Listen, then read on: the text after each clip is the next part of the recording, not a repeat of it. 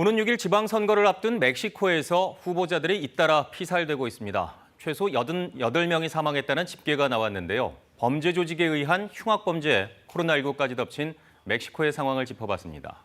지구촌인입니다. 지난달 26일 멕시코 과나후아토주 남부도시 모롤레온에서 장례식이 열렸습니다. 고인은 모롤레온 시장직에 출마한 알마 바라간 후보. 선거 유세 중 괴한들에게 총을 맞고 그 자리에서 숨졌습니다. SNS 라이브 방송으로 자신의 위치와 이동 계획을 공개한 후 이동하던 중 총격을 당했습니다.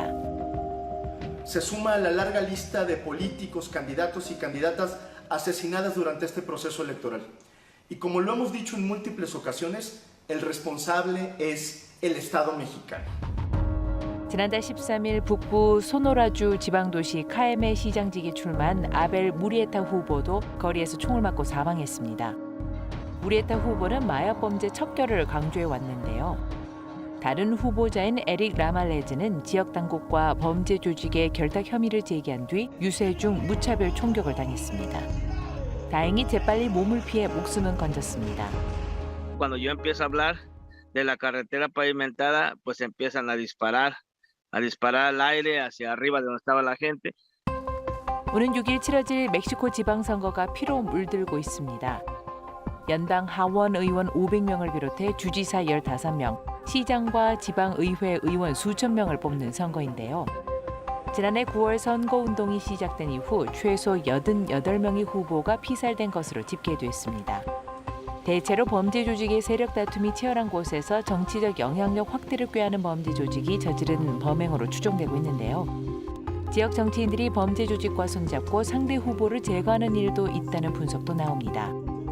Un hecho totalmente lamentable, pero es completamente responsabilidad del presidente por no haber impuesto una nueva política de seguridad como se necesitaba y lo único que continuó fue con aquella que tanto criticó, que empezó con el presidente Calderón y hoy Andrés Manuel sigue apoyando.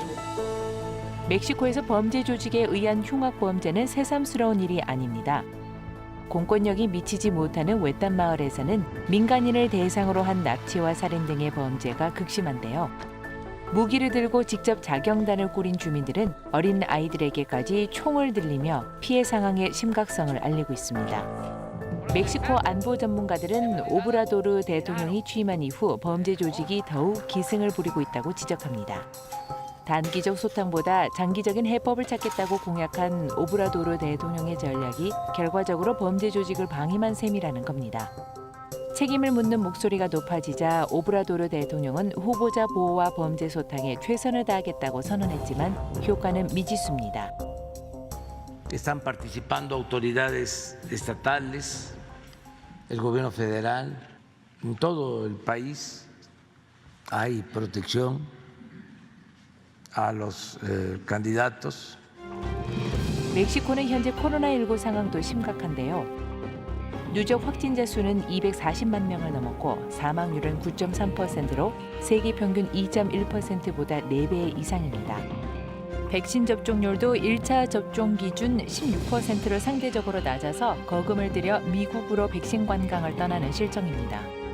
범죄 조직 기승의 극심한 코로나19 상황까지 멕시코 국민들의 고통과 불안은 갈수록 깊어지고 있습니다.